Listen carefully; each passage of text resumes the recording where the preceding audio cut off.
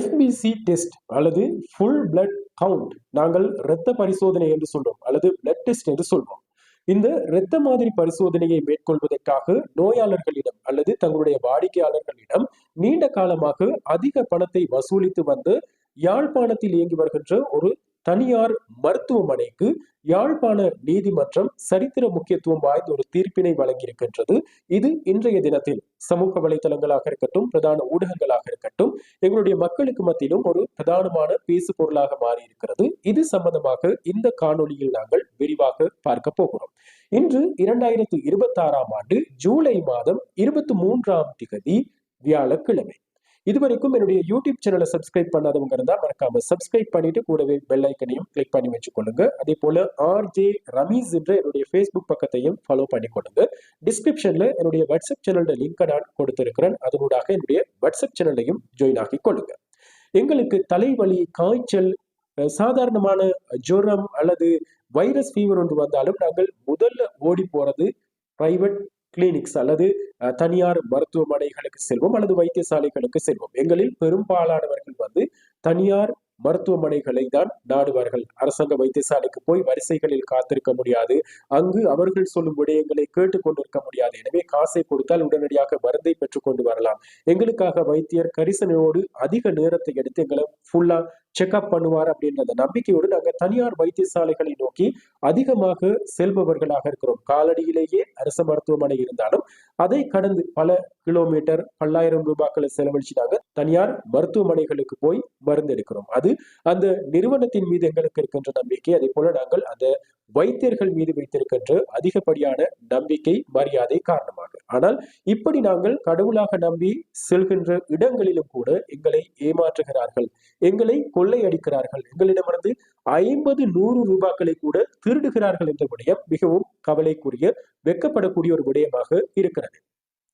இப்படியான ஒரு சம்பவம் தான் யாழ் மாவட்டத்திலே பதிவாகி இருக்கின்றது. குறிப்பாக யாழ்ப்பாணம் பலாலி வீதி கந்தர் மடம் பகுதியிலே இயங்கி வருகின்ற ஒரு தனியார் மருத்துவமனைக்கு எதிராக ஒரு முறைப்பாடு வந்து நுகர்வோர் விவகார அதிகார சபைக்கு கடந்த 13ஆம் திகதி, ஜூலை மாதம் 13ஆம் திகதி ஒரு நோயாளர் அல்லது வாடிக்கையாளரால் முன்வைக்கப்பட்டிருக்கிறது. இது குறித்து விசாரணைகளை ஆரம்பித்த நுகர்வோர் பாதுகாப்பு அதிகார சபையினர் வந்து இந்த விஷயத்தை கையும் களவுமா வந்து பிடிச்சிருக்கிறாங்க, ஒரு ஆதாரத்தோடு பிடிச்சிருக்கிறாங்க.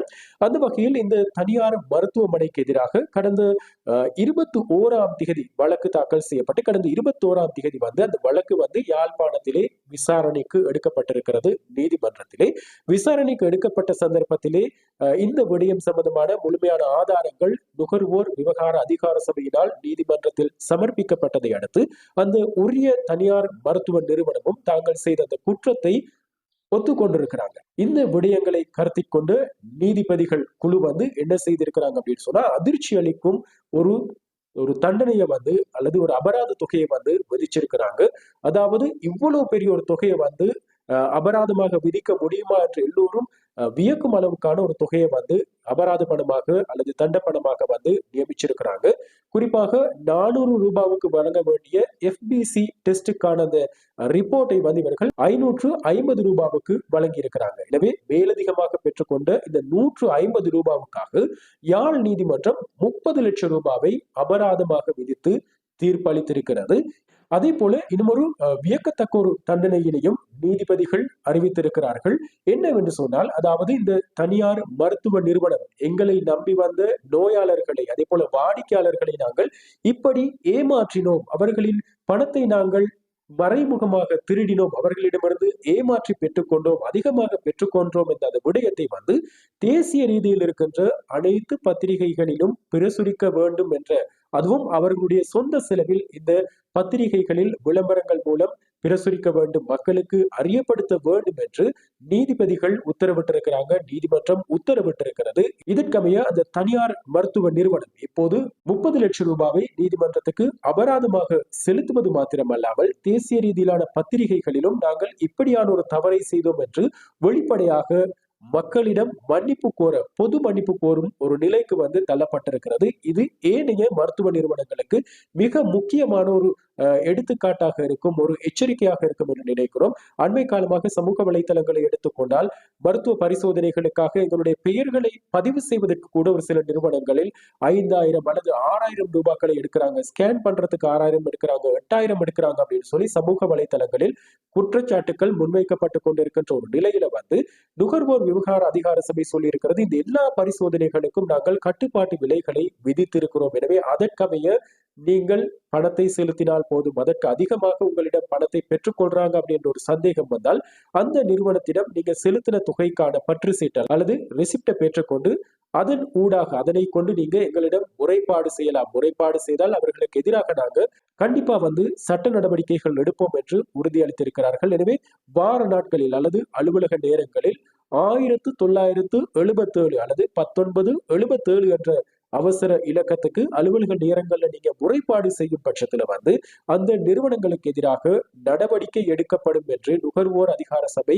அறிவித்திருக்கிறது. அண்மை காலமாக கீரி சம்பாவாக இருக்கட்டும், ஏனைய பொருட்களாக இருக்கட்டும், அவற்றின் விலைகள் மாற்றப்பட்டிருந்தால் அல்லது அவற்றின் காலாவதியாகவும் உற்பத்தி செய்யப்பட்ட திகதிகள் மறைக்கப்பட்டிருந்தால் அல்லது அவை நீக்கப்பட்டிருந்தால் அல்லது காலாவதியான பொருட்கள் விற்கப்பட்டால் இப்படியான நிறுவனங்களுக்கு எதிராக நாடளாவிய ரீதியில் பாரிய ஒரு சுற்றி வளைப்பு நடவடிக்கையினை நுகர்வோர் விவகார அதிகார சபை முன்னெடுத்துக் கொண்டிருக்கிறது. எனவே இதுதான் மிக சிறந்த உகந்த காலமாக இருக்கும். உங்களுடைய பிரதேசத்திலும் இப்படியான மோசடிகள் இடம்பெறுகிறது என்று சொன்னால் அதற்கான தக்க ஆதாரங்களோடு நுகர்வோர் விவகார அதிகார சபைக்கு 1977 என்ற இலக்கத்துக்கு அலுவலக நேரங்களில் நீங்கள் முறைப்பாடு செய்கின்ற பட்சத்தில் அவர்களுக்கு எதிராக கடுமையான நடவடிக்கை எடுக்கப்படும் என்பதை உறுதியளித்திருக்கிறாங்க, சொல்லியிருக்கிறாங்க. அதற்கு முன்மாதிரியாக நடவடிக்கைகளையும் எடுத்துக் கொண்டிருக்கிறாங்க. எனவே அந்த நம்பிக்கையோடு நீங்களும் முறைகேடுகள் நடைபெறும் இடங்கள் சம்பந்தமா முறைப்பாடு செய்து உங்களுக்கான நீதியை பெற்றுக்கொள்ளக்கூடியதாக இருக்கும். இந்த விஷயத்தை உங்களுக்கு ஞாபகப்படுத்துறதுக்காக தான் நாங்க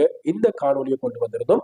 அது 1000 ரூபாவாக இருக்கட்டும் அல்லது 150 ரூபாவாக இருக்கட்டும் அல்லது 5 ரூபாவாக இருக்கட்டும், 1 ரூபாவாக இருந்தாலும் நீங்க முறைப்பாடு செய்யலாம். பொதுவாக இந்த ஸ்கிராட்ச் கார்டு என்று சொல்லும் அல்லது டேட்டா கார்டு நாங்க சொல்லுவோம், போனுக்கு ரீலோட் போடுறதுக்காக நாங்க டேட்டா கார்டுகளை பயன்படுத்துவோம்.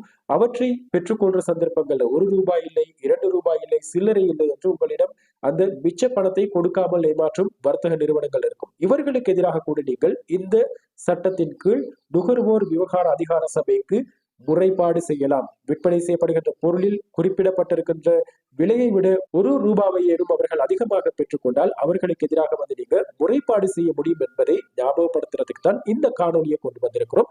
எனவே இந்த வீடியோவை உங்களுடைய நண்பர்கள் உறவினர்களோடு பகிர்ந்து கொள்ளுங்க. தொடர்ந்தும் எங்களுடைய சேனலோடு இணைந்திருங்க.